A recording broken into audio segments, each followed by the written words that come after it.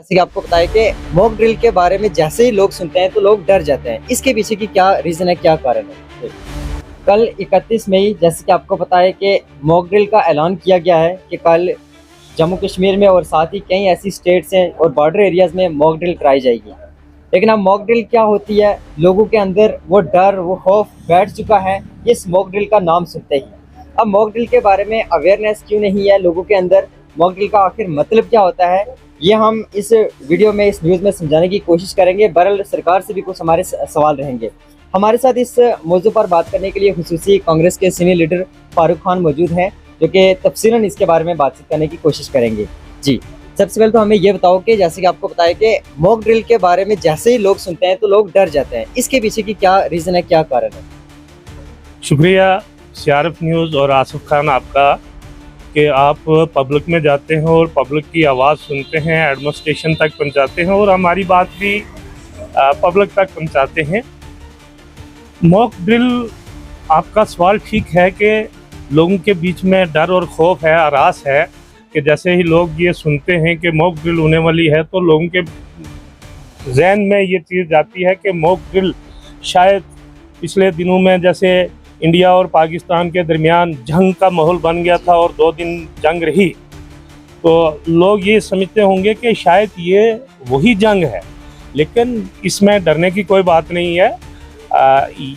Mock drill means एक training ये है कि जब भी जहाज़ उड़ेंगे वो जैसे अपनी एम्बुलेंस सहारन बजाती है, वो सहारन बजाएगी, तो उसका मतलब ये है कि लोगों को अपनी पोजीशन ले लेनी चाहिए, छिपाव हासिल कर लेना चाहिए, उस जगह पे बैठ जाना चाहिए अपने बीवी बच्चों को, परिवार को लेके, जहाँ शेलिंग का असर कम हो ना हो, उस जगह पे छुप जाना चाहिए। और ये जो दूसरा सवाल है आपका, मॉक ड्रिल के हवाले से एक दूसरा सवाल मेरा यह है कि जैसे कि मैंने आपको बता दिया कि लोगों को इसके बारे में नॉलेज नहीं है, वो आपने क्लियर कर दिया। अब उसके बाद यह है कि जैसे ही सरकार की तरफ से ऑर्डर निकलता है कि अब 31 मई मॉक ड्रिल होने वाली है, लेकिन वो मॉक ड्रिल कहाँ पर होगी, कैसे कैंप्स लगेंगे, कौन ट्रेनर होगा, इसके बारे में कोई इन्फॉर्मेशन नहीं पता है। तो वो किस तरीके से यहाँ पे मैनेज होगी। बहरहाल हमने पहले भी देखा कि 7 मई को जो हुई थी, जम्मू के अंदर कराई गई थी, स्कूल के स्टूडेंट्स को सिखाया गया था। लेकिन यहाँ पर देखा गया कि जो बॉर्डर एरियाज़ के, जो LOC के एरिया है, वहाँ पर कोई भी मॉक ड्रिल टेस्ट नहीं हुआ है। ये ठीक सवाल है आपका। ये सही बात है कि खित्ता जो पीर पंचाल है, इसके बीच में इस किस्म की कोई ट्रेनिंग नहीं दी गई है सिविल लोगों को, ना स्टूडेंटों को, ना बच्चों को। लेकिन बात फिर घूम फिर के वहीं आती है कि मॉक ड्रिल का मतलब जंग नहीं है। मॉक ड्रिल का मतलब ये है कि हमने जो कुछ भी कार्रवाई करनी है वो अपने देश के अंदर ही करनी है। और ये एक किस्म की हमारी ट्रेनिंग है कि अगर बाई द वे जंग हो, साल बाद हो, 2 साल बाद हो, 10 साल बाद हो, तो उस टाइम पे हमें अपना बचाव कैसे करना है और अपने साथियों का, अपने परिवार का और सिविल पब्लिक का बचाव कैसे करना है।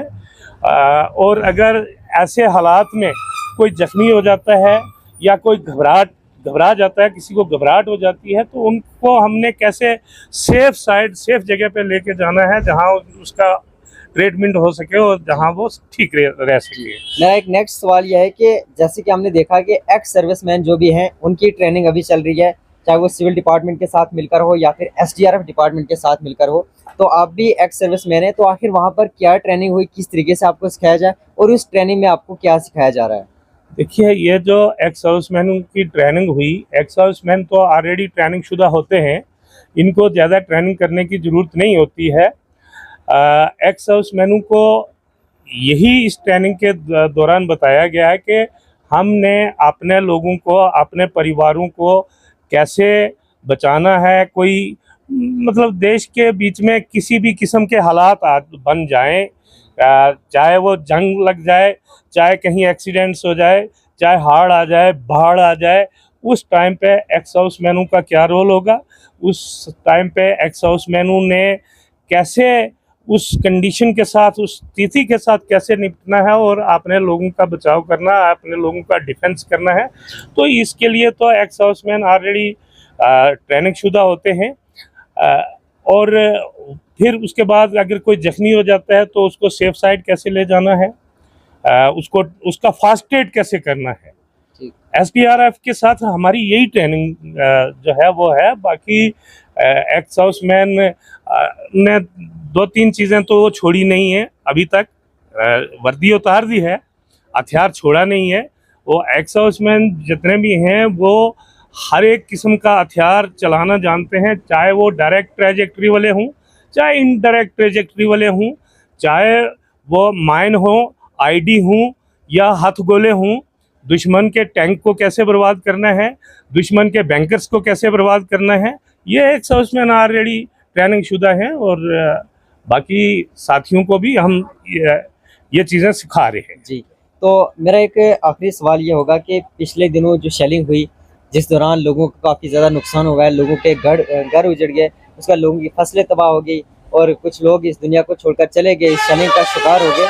अब उन लोगों के लिए सरकार क्या कर रही है? सरकार किस तरह का कंपेंसेशन मतलब कितना देगी और आखिर कब तक ये होगा, ये लोगों का सवाल है। तो इस पर आपकी क्या राय है? ये जो लोगों का सवाल है ये जायज़ सवाल है। पहले तो हम सरकार के अंदर नहीं है, हम अपोजिशन में बैठे हुए हैं। हम तो यही डिमांड करते हैं कि जितने भी लोग इस जंग के बीच में शहीद हुए हैं उनको शहीद का दर्जा दिया जाए। अगर शहीद का उन्हें दर्जा मिलता है तो वक्त वक्त पे उनकी फैमिलीज के, उनके परिवारों की जो है वो देख रेख ऑलरेडी होती रहेगी और उनको कंपनसेशन मिलता रहेगा।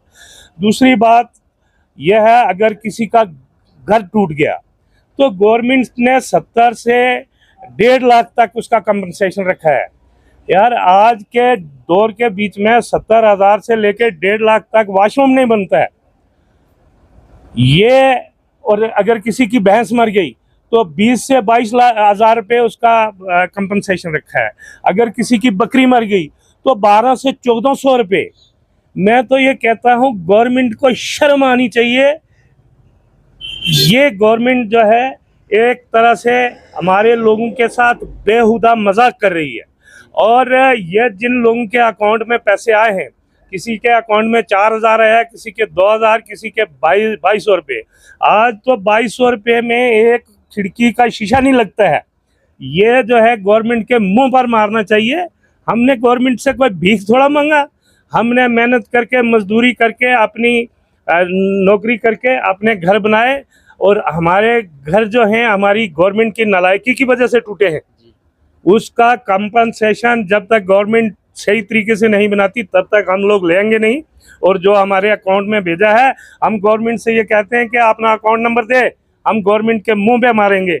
हम तो 4 दिन मजदूरी कर लेंगे, 2200 रुपये कमा लेंगे जी। ये तो एक बेहुदा मजाक है गवर्नमेंट का। मैं इसके एंटी हूँ जी, तो ये थे हमारे साथ खुसूसी बातचीत के लिए कांग्रेस के सीनियर फारूक खान, जिन्होंने मज़ीद तफसीलन इसके बारे में बातचीक की। बहरहाल अब मेरा उस डिपार्टमेंट से ये डायरेक्टली सवाल रहेगा जिन्होंने ये कहा है कि 31 मई को मॉक ड्रिल होगी, लेकिन अब मॉक ड्रिल कहाँ पर होगी, किस जगह पर होगी, LOC के एरिया के लोगों के लिए क्या कुछ होगा, क्या फैसिलिटीज़ होंगी, किस तरीके से उनको ट्रेन किया जाएगा, ये वहाँ पे वाज़ह क्यों नहीं किया गया, ये मेरा एक डायरेक्टली सवाल रहेगा। बाकी उन्होंने कहा कि जो भी लोग शेलिंग के दौरान जो सफ़र हुए हैं, जिनका नुकसान हुआ है, उनको कंपनसेशन की डिमांड हम भी करते हैं और उनको कंपनसेशन मिलना चाहिए और उतना मिलना चाहिए जितना उनका नुकसान हुआ है। बाकी इसके बारे में आपकी अगर कमेंट सेक्शन में जरूर देगा। मज़ीद ऐसे अपडेट के जुड़े हैं CRF न्यूज़ के साथ।